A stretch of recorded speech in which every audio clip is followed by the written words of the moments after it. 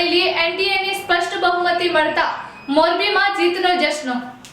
બિહાર રાજ્ય વિધાનસભાની 243 બેઠકો માટે અલગ અલગ 2 તબક્કામાં યોજાયેલા મતદાનમાં બહાર પડેલા પરિણામોમાં ભાજપ સાથે રહેલ અન્ય પક્ષોની બનેલી એનડીએને સ્પષ્ટ બહુમતી મળતા તે જીતનો જશ્ન મોરબીમાં મનાવ્યો છે। મોરબીના નરસિંહ ટેકરીથી ખીલાસરી રોડ ઉપર આવેલા જિલ્લા ભાજપ કાર્યાલય પાસે બિહારમાં મળેલી જીતનો જશ્ન મનાવવા ફટાકડાની આતશબાજી કરી હતી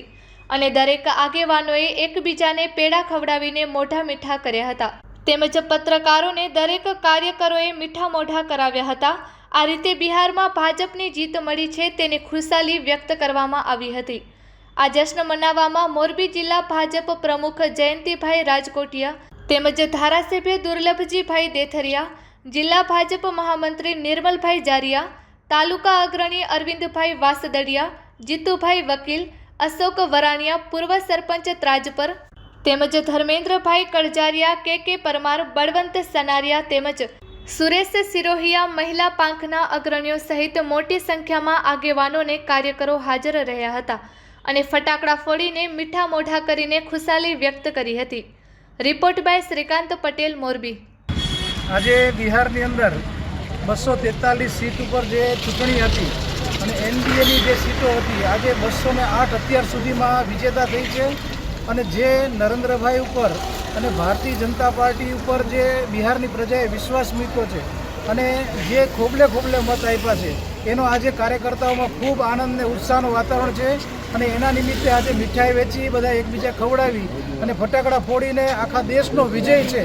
અને ભારતીય જનતા પાર્ટી ઉપર જે પ્રજાએ વિશ્વાસ મૂક્યો છે એનો આજે ઉત્સવ મનાવી રહ્યા છીએ।